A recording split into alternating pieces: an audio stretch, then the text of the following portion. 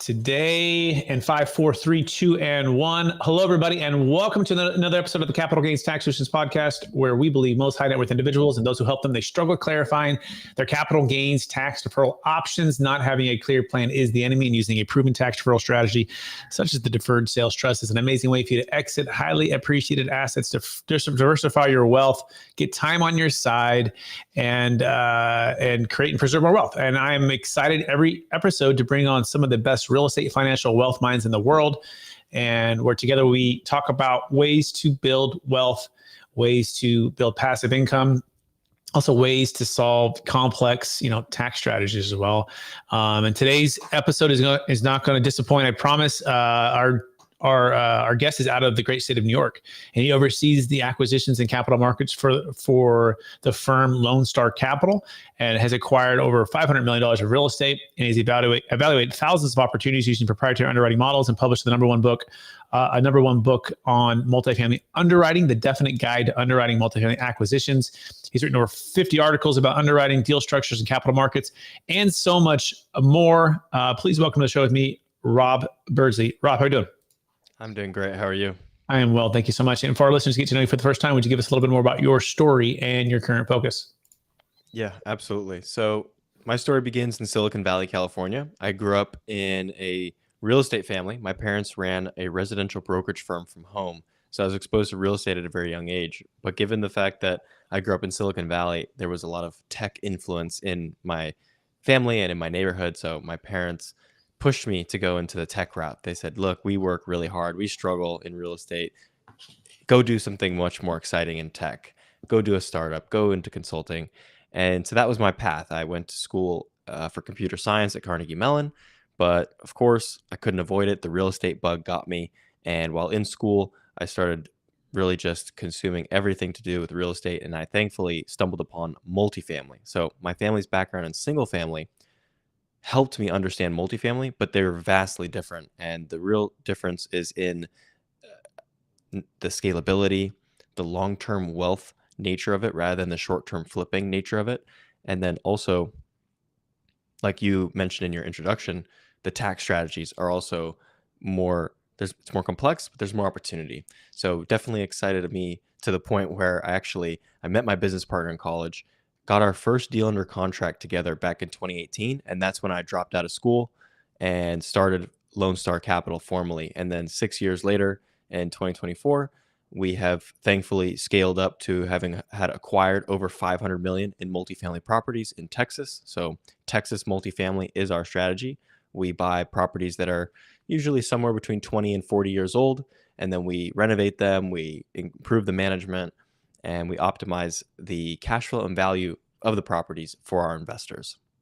Amazing, Rob. And by the way, if you want to learn more about Rob, you can go to lscre.com. It's lscre.com. I love the background. I love the Silicon Valley. We'll touch on a little bit of some similarities with my background too later on in the show. But before we go into what we're talking about today, which is Texas Multifamily Insights, exploring the Lone Star's capital investment kind of strategy and ways to grow wealth there, I do want to take one other step back. I believe we've all been given certain gifts in this life, and these gifts have been given us to be a blessing and help to others. So go back to the Silicon Valley days. What would you say was the one or two strengths or gifts that you believe you were given, and how do those help how you help and bless people today? Yeah, that's a fantastic question. And so for me, growing up, I naturally gravitated towards leadership and helping others and tutoring. So going back all the way to very early school days, I was kind of singled out by teachers as someone who was good with working with the special needs kids. And so they would kind of group me up there sometimes, and I would help out there. And then I became a math tutor.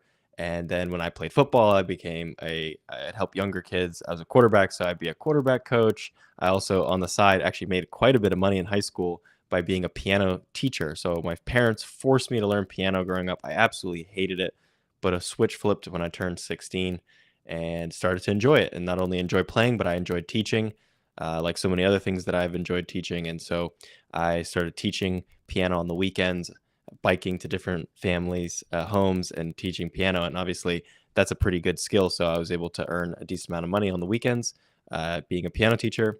And then that has naturally transitioned into my current position today, which is funny enough, you don't really think about how teaching and leading are similar, but running a company and having employees, you have to not just lead them, but teach them. And, they're almost one and the same. Like say, like the skill of sales is very much so intertwined with the skill of leadership, which is also very much so intertwined with the skill of teaching, right? Because if you're selling, you're really teaching someone about what it is. And I'm sure you spend a lot of time educating people on getting smarter on capital gains tax solutions, right? Because half the battle is getting people to understand it. Because once they understand the magic and the power, then they're selling themselves.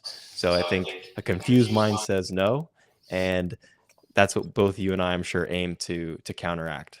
Absolutely. I absolutely love that. What a cool background. And that helps us today with the topic at hand, which is Texas Multifamily Insights. So, Rob, what's the number one secret to, just building wealth in Texas with multifamily?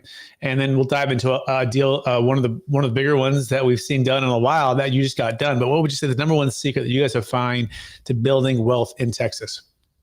Well, something I find interesting about Texas, and one of the things that actually initially attracted us to the market, is not only its size, but also the transaction activity. So what you have is you have big markets: Austin, San Antonio, Dallas, Houston. These are major markets, which is great for us because that means they're big sandboxes to play in. We can look at a lot of opportunities, we can pass on a lot of opportunities, and only invest in the best deals for us. But the other interesting thing, which is somewhat unique to Texas, is it's a bit of a trading market. So there are long-term owners, but there's a bit of a mentality in Texas where people are buying and selling real estate, specifically multifamily, which is our space. So the average hold period in Texas might only be 3 or so years. And I think that's a bit of a product of the recent market that we've been in, which has been a very hot market. So people were benefited by buying and then quickly appreciating the asset and selling. And I think now that we have had a bit of a reset in the market, I think things are going to be a little bit slow, which is good because that's what real estate is really all about. And so that's my insight, which is a little bit of a contrarian thing, is even though that Texas is a bit of a trading market and people have made a lot of money buying and selling quickly, the real money, in my opinion, is made on a long-term basis. It's thinking long-term, it's investing long-term, because not only is that the best way to build and compound wealth on a tax advantage basis, the best, but it also reduces your risk the most, because the longer your horizon, the more you're able to ride out downturns, the less risk there is in terms of getting caught in a flip with bad timing and actually losing capital. So that is my, I'd say, biggest Texas multifamily insight. I think that's a great one, and it makes a lot of sense. And so it sounds like, Texas, it's a big enough market to scale in the sense that it's a major market, but also the more of a mentality of trading and moving. So you get to see a lot of deals. So you can say yes to the ones that make sense, no to the ones that don't, versus some of the dinosaur markets where some of these ultra wealthy folks, like maybe New York or California, they never sell, right? They just like collectors of monopoly, like Boardwalk Park Place, and they're just going to hold, right? And they're going to pass it down. And so Texas gives you that good opportunity of mix, where it's a big enough market and it's a scalable market, meaning there's going to be enough deals and transactions to see and do. That's number one. And then number two, you said just the sheer size of Texas. Like, I mean, it's just massive, right? You have Austin, you have Dallas, you have Houston as the major metros, and then you have the Fort Worth there with Dallas as well. So is that a fair summary on those points there, Rob? Yes, it is. Okay, excellent. What would you say the number two secret is to building Texas multifamily wealth, right? And maybe even just bring it to right now, like with the deal that you recently purchased, which was fantastic, over $100 million deal. Yeah, I mean, there's so many ways to go with this answer, but what I would say is, since you wanted to keep it to kind of current events and specifically the portfolio that we just acquired that is over $100 million, that was a very unique deal. And it was also a very unique time. We closed that deal towards the end in about November 1st of 2023. And not very many people were closing deals at the time. It was a very tough time to close. And so what was the difference? The secret was the fact that we had actually partnered with a local housing authority to do a long-term 99-year property tax exemption program, where we did half of the units at a restricted rent level in exchange for that 99-year property tax exemption. And so for those that aren't familiar, Texas actually has tremendously high property taxes. So if you're able to get those exempt or abate them, you're able to boost the property's income dramatically. And that's exactly what we did. Even though we were cutting our revenue a bit by having lower rents, in the end, it's a huge positive. And also, when you look at it from this perspective, it's not just a huge positive to your income, but it also is a huge positive to your downside risk protection. And that's because we changed our business model on these deals. Instead of trying to pursue the biggest and highest rent increases in order to achieve our returns, we actually were achieving our returns or projecting to achieve strong returns by actually decreasing rents. And that's a paradigm shift. And that's obviously a much lower risk proposition as compared to a lot of the more conventional deals that you see out in the market where people are buying and value adding deals by renovating and trying to raise rents. And not only is that generally more risky, but I think it's particularly a higher risk in today's environment where inflation is slowing down, rents are slowing down, they're flat, if not even down in some markets. So I think over the next couple of years, we're going to see not only a resetting of the market, but I think also a bit of a resetting as far as rents and property performance. So in a more kind of flat to even softer market, I feel much better about a business plan where we're actually banking on the returns by reducing rents rather than raising them. So that's a huge, huge game changer, huge Texas specific insight. Obviously, there's affordable housing programs around the country, but because we're hyper focused on our core markets of Texas and the fact that my business partner is a tax attorney, we are uniquely positioned to take advantage of the local laws where we can really dive in, build the relationships, and pull off these great deal structures. Absolutely. But we say it here all the time. It's not just about cash flow, it's about tax flow. And in fact, it's increasingly becoming more about tax flow because guess what? The government has a spending problem. It's, over 33 trillion or close to that now. That means we all have a tax problem, right? And there's only so much rent that you can raise. And the market itself was only on a 12 to 13 year bull market run. And it became unsustainable for where these cap rates were at. And obviously where debt flow now has doubled in the past, year and a half. You now have a big challenge where you've got to really focus on tax more because the cash flow it's unsustainable to just continue to raise rents, increase rents. So I like the way you put that. You have the downside risk protection because you're looking at affordable housing and you're restricting the rents by, say on 50% of the units, but that's a 99 year property tax exemption, which is incredible, which property tax is the highest, one of the highest in Texas. So that makes sense. Can you give us some more metrics on the deal, Rob? Like average price per unit, average cash on cash return, what kind of debt were we able to put in place? Kind of give us that overall, just metrics for returns. Yeah, so this deal was a 666 unit portfolio comprised of 3 properties. And one of these properties is 240 units right inside the loop. That's the 610 loop of Houston. So that's kind of the heart of Houston, super quality core location. And this is a beautiful 2008 vintage asset called Meritage. And this deal is, like I said, stands alone, kind of more on the southwest side of town. And then the 2 other properties that complement this portfolio are called Beckley and Highland, and they're actually right next to each other. So they are quasi one deal because they can, even though they have 2 different property names, 2 different addresses, 2 leasing offices, their own amenities, they both have pools. You can really, from an efficiency perspective, operate them as one property. And that's one of the huge advantages of buying properties near each other. That actually this acquisition marks the 3rd situation in our portfolio, specifically in Houston, where we own 2 properties that are directly next to each other. So that's a huge advantage because you're able to cross promote the assets. So if you have a tenant that comes to one of the properties and let's say you don't have 3 bedrooms at one property, but you have 3 bedrooms at the other or what have you. So there's ways to cross promote to the tenants to optimize the performance of the properties. And then from a management perspective, you're able to optimize management because you can have shared payroll, which helps with efficiencies and scaling up your costs, so reduce costs. And so all in all, those are some of the massive benefits that we gain from being focused and being vertically integrated, which means our property management and our construction management are in-house to maximize the advantage that we can take on having a clustered portfolio. Excellent. Okay. And by the way, you can learn more about Rob Beardsley by going to lscre.com, lscre.com. So 100 million by about 660 units, right? So about 160K a door. So that sounds pretty reasonable to me. What was the debt interest rate versus the going in cap? And then where do you see, efficiencies growing, and kind of talk us a little bit about that. Yep. So the debt portion, we generally focus on 7-year, depends, but 5, 7, or 10-year fixed rate debt.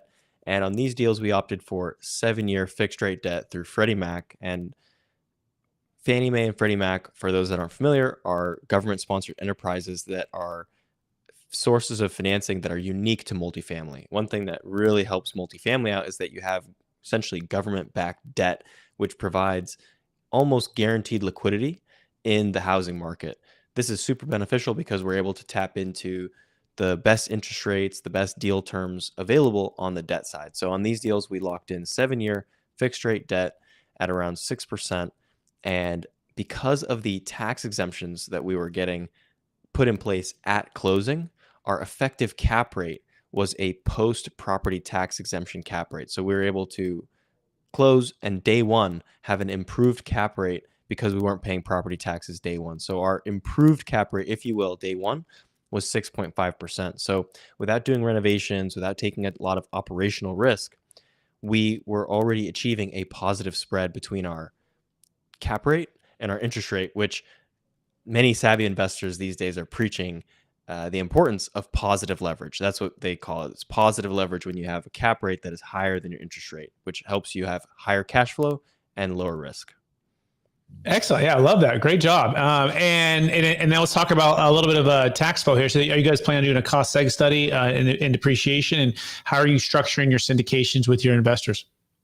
Yeah, absolutely. So as standard, I'm sure for you as well, for us, we do cost segregation reports, and then we elect bonus depreciation. We have historically elected bonus depreciation, which is sunsetting, but also they're reintroducing a bill now, as I'm sure you've seen, to bring 100% bonus depreciation back. So those are the things that we always opt for. And these deals, even though they're more unique as far as their affordable structure, they're no different. So we still elected for the cost seg and the bonus depreciation, which will benefit our investors on their 2023 taxes, because we'll be able to have accelerated losses that they'll be able to utilize to offset income in their portfolio. So perfect. That's something that we typically do. And then another thing, just jumping ahead a bit, are 1031 exchanges. So 1031 exchanges, in my opinion, are one of the biggest builders of wealth. I think it's just such a hack, and it really makes real estate stand out from the rest of the crowd when it comes to your options as an investor. And a 1031 exchange, as I'm sure you guys have talked before on this show, is a tax deferred exchange where you're able to sell real estate, and then without paying tax, you can defer the gain into a new piece of real estate and essentially defer paying tax, and you're able to compound your equity more quickly because you don't have tax drag along the way. And so for us, 1031 exchanges are a big part of our business. We look to 1031 exchange upon sale of an asset and then invite our investors to 1031 exchange with us into the new deal. But in addition to that, we also have 1031 exchange investors who they are selling property, and they might be looking to roll $1 million, $2 million or more into a deal with us where they can be a minority owner with us through a tenancy in common, which is very similar to what you mentioned early on in the show, which is the DST structure as well. Absolutely, Rob. And while we're at that, let's dive into this, right? Because this is definitely what we geek out about all the time here at Capital Gains Tax Solutions. So I love all of that, by the way, and I'm a huge proponent of the 1031 exchange. However, sometimes it's not your friend, right? Like I would argue that the really before 2023, right, before the 2022, everything started to really shift. We saw some people overpaying for property, right? And they were, what's called a shotgun wedding, and they're just making outrageous offers because they have 1031 money burning in their pocket. and they're coming out of California or New York or all these states that are highly appreciated, and they're just rushing in to try to buy deals because they wanted to defer the tax. And now they may or may not have got the rate cap on their interest rate, right? And now they're losing these properties, right? And we would argue that because time was not on their side, right? In fact, time was their enemy at that point. And now it's proving to be true. In fact, we saw the same thing happen in the run-up of the '08 crash. The only people who really lost money commercially wise were those who had overpaid for properties, had too much debt, not enough liquidity, not enough diversification. And so it created a disaster for those who lost. In fact, I was working with a client in Sacramento, $50 million worth of portfolio of apartments. He had 80% LTV. He had done multiple 1031 exchanges, and he's a value add guy, hands-on guy. He lost all 50 million of real estate, lost his house, went bankrupt. And we just kept pointing to the 1031 exchange because he just kept moving it and couldn't, I guess, kind of sit in that safe harbor. So we offer a strategy a little bit different than the DST might be thinking of. Most people think of DST, they think of Delaware Statutory Trust, which is essentially a way to defer capital gains taxes via a 1031 exchange into like a syndication, if you will, right? You can also do the tenant and common seat structure like you're talking about. But ours is called a deferred sales trust, which allows you to exit any asset of any kind. So it could be crypto, business, real estate, primary home. It could be a partnership separation. And not only can you defer that capital gains tax, but you don't have to replace the debt, right, of equal or greater value. You don't have to do like kind investment real estate. In fact, you can sit in T-bills at 5% and wait for the market to shift, which is what we've been doing mostly these last 2 years. We've mostly been sitting in 10% interest rate loans with multifamily, very low LTV, that we get the money in about 30 days. And we've been waiting for this, and now we're ready to pounce. And so I know that's a whole lot, but I'm just curious, when you hear that, we call it the Netflix version of exit planning versus the Blockbuster 1031, which Blockbuster is still fine. You can still be okay with that. But what comes to mind when you hear about that new strategy, especially being that your business partner is a tax attorney?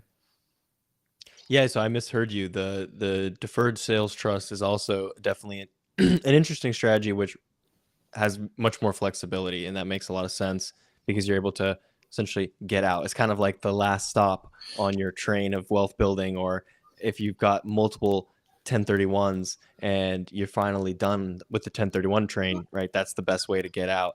I'm not an expert in it by any means, but I am familiar with it. For what you're saying is very true about the 1031, and that is a frustration about the typical 1031 exchange. And I think the other frustration also is that most people that are active owners of real estate eventually at some point want to become passive owners of real estate. But if you are 1031ing your equity every time, you are likely 1031 exchanging into an even bigger property, right? Because if you went from $1 million to 2 million and then you exchange into a bigger property and you have to replace the debt, so you have to bring all the value, you're just exchanging into obviously what could be a lucrative investment, but also a bigger headache because you're exchanging it to a bigger property. And so you're just creating more work for yourself. So I think the unique thing that we offer is the ability for someone who is an active owner of real estate to 1031 exchange into a more passive version of owning real estate through the tenancy in common, where they own a minority share of a institutional size and quality managed deal that we're running, and they're able to benefit and participate as a 1031 exchange investor through the tenancy in common. Yeah, I couldn't agree with you more. By the way, you can learn more about Rob Beardsley by going to lscre.com, lscre.com. And if you want to learn the differences between a 1031 exchange or a deferred sales trust and a Delaware Statutory Trust, you can go to capitalgainstaxsolutions.com. We also recently released the best 1031 exit plan, which is not only a course on all of these, but also the service. We'll give you the 1031 service as well as the deferred sales trust as a back cap plan service, because you might want to find that 1031. And by the way, if you find it, fantastic. Like you always do a 1031. It's less expensive. You maintain 100% control, maintain a stepped up basis. And like Rob said, it's one of the best ways to build wealth and continue to roll if that's what you wanted to do. However, if you want some diversification, you want some time back on your side, you can use the deferred sales trust. But oftentimes, Rob, we're actually doing a little bit of both. In fact, I just did an exit for a client out of Texas. He was selling a $6 million piece of land. He did a partial Delaware, a partial 1031 exchange, and a partial deferred sales trust. Because sometimes you have the hammer, you have the screwdriver, and maybe you have the saw, right? Each has its own utility for the tool that you're using. And it's not always a one size fits all. And sometimes people want some liquidity, some diversification, and some ability to access the capital and do their own deals and or be passive. And so that's why we like to offer all three strategies. That being said, we're running out of time. Are you ready for the lightning round? I'm ready. All right. Knowing what you know now, if you go back to your 20-year-old self, what's the one gold nugget? Make sure you tell us to do. Yeah, so I actually turned 27 in a couple of days, so excited about that. But if I were to go back in time when I started the business, I started learning about the business at 19, started the company at 21. And I think the biggest thing, and this is, I know, so much easier to say looking back, but especially given that I was young and I was a dropout, I struggled with imposter syndrome. And I think a lot of people resonate with that because wherever we're coming from, whenever we're trying to push ourselves to do more, we're going to question, are we really that person that we're trying to become? And the reality is, no, you're not. You're not that person yet, but you're working towards it. And so just like people that are listening, I should have given myself more of a push and just more leeway to say, hey, you're not there yet, but this is who you're becoming, and just be comfortable, be confident, and lean into it. And the thing that I struggle with is, again, I was so young and I didn't have experience. So I wanted to hide myself away. I didn't want to reveal how young I was. I didn't want people to catch me and find I was found out, right? And instead, I should have just leaned into it, been honest, and been authentic, because that's what resonates and that's what will get you the furthest. And so once I finally did that and came clean to the world, if you will, and started producing content and writing articles and showing my face on camera and talking to people and meeting with people and sharing my story as it is, that's when my growth really accelerated. Amazing. That's fantastic, Rob. Matt, if you haven't read a book on that yet, you should, right? Because that'd help a lot of people out, because it's not uncommon. So second question, what's the number one book you've recommended and gifted the most in the past year? Oh, in the past year, well, in the past couple of days, I've recommended the new 1 Minute Manager. And this is a super short read. I read it in just about an hour. So it's a cute little book, and it's just a really nice book about management. And I can literally break it down in 2 seconds. Basically, it's all the things that we know, but we need to do a better job of as managers of people. And that is, you need to set clear expectations. You need to praise people when they do things well, and you need to adjust or give a reframe when people make a mistake. And that's literally the entire book, and I love it. I absolutely love it too already. And I want to go get the book. The new 1 Minute Manager, clear expectations, praise when they do something well, and then adjust or reframe when they need to have a change. Question number 3, what are you most curious about right now? Most curious about. Okay, so similar to this topic, I'm reading a book right now called Top Grading. And honestly, it's so funny. I've procrastinated reading this book for so long, and I think it's because of the name of the book, Top Grading. Like, what does that even mean? Sounds like a silly thing, but turns out I started reading this book. Turns out the author was the number one advisor to Jack Welch, the former CEO of GE, who's regarded as one of the best CEOs of all time, especially when it comes to hiring. And this guy was his advisor for hiring. And so this top grading book and this top grading method is their methodology for how to hire and promote people. And so this is super fascinating to me, because I know that as we're growing our business, the number one thing that I can focus on to improve our business is our people, and making sure that we're hiring the best and that we're promoting the best and giving our people the best possibility to succeed. Fantastic. I just added it to the wish list for my Audible, right, on my phone here. So as I work through my other books, I can start to read that one. Fantastic. Top grading. Next question, number one leadership theme or quote that you strive to live by. Leadership theme or quote. Well, I don't know if this is exactly a leadership theme, but something that we say here in the office a lot is we want to help our investors sleep well at night. That's something that it's kind of core to our philosophy. We're not in the business of just delivering financial returns to our investors. We're in the business of providing a good quality experience, because investing can be frustrating. It can keep you up at night, right? So that's exactly what we're trying to avoid. We want it to be a pleasant experience, a smooth experience, and that's what we preach. I love it, Rob. Last question. Actually, second last question. Number one way you're using ChatGPT for your business or daily life or anything like that? It's a great question, and I'm definitely remiss in my use of ChatGPT. So the number one way that we are using it, I would say, are for crafting or editing articles or longer emails and things like that. I think the use case for writing, especially given the fact that I am a writer, is just such a no-brainer for ChatGPT. But frankly, we're only scratching the surface. So I'd love to dig in more. Awesome. Cool. Last question, Rob. After all your success, helping all the people you've helped, doing all the things you've done by age 27, how do you best stay centered in your values, and how do you stay encouraged to charge forward or reach new heights? Couple ways. So meditation has been a big part of my life. When I turned 18, I had a big injury. I was a football player in high school, and I injured my hip really badly, and it really kind of made me depressed, and I lost purpose because I felt like I had lost who I was. And that's when I found meditation, and that was a huge game changer for me. I feel like I got way more clarity. I became a happier person. So thankfully, I've held on to that habit of meditation, which definitely keeps you centered. And then another thing that I picked up, I think around 19, is gratitude journaling and journaling in general. And so gratitude journaling is a super simple way to spend a couple minutes just writing down anything that comes to mind that you're grateful for. And it puts you in a really good headspace to obviously be grateful, but then also keep things in perspective so that way your goal setting is in alignment with your true values. Rob, it's been more than a pleasure to get to know you. I felt like we had met each other because I think we've seen you online, or I saw you speak at some conferences and stuff. I want to thank you for being on the show, sharing your wisdom with us. I want to encourage you to keep using your gifts of leadership, teaching, and helping others. I can tell you have a heart for helping others and being a great leader. And so continue to do that. And someday, I'd love to see that book. Maybe you already have a book. You could, but on the book on what you talked about on the imposter syndrome and working through that, I think that would be a really great read. That being said, for our listeners who want to get in touch with you one last time, what's the best place for them to find you? Yeah, head over to our website, lscre.com.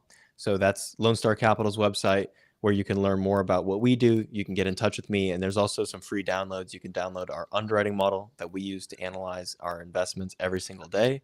And look forward to getting in touch. Amazing. Thanks, Rob, for being on the show. Also, I want to thank everyone for listening to an episode of the Capital Gains Tax Solutions podcast, where we believe most high net worth individuals and those who help them, they struggle with clarifying their capital gains tax deferral options. Not having a clear plan is the enemy, and using a proven tax deferral strategy such as the 1031 exchange or the deferred sales trust is an amazing way for you to exit highly appreciated assets, to be able to defer the capital gains tax, or with the deferred sales trust, eliminate that estate tax and get time on your side. In fact, we believe it's the most vetted tax strategy your CPA has never heard of. And if you want to learn more about it, you can go to capitalgainstaxsolutions.com to learn more. As well, make sure you go to experttaxsecrets.com to start with the best 1031 exit plan. Another saying we have around here is friends don't let friends overpay in a 1031 exchange, and friends don't let friends do a 1031 exchange without having a backup plan with the deferred sales trust as an option. Just go to the best 1031 exit, or go to experttaxsecrets.com and click on the best 1031 exit plan. That being said, please rate, review, subscribe. Appreciate everyone out there, and we'll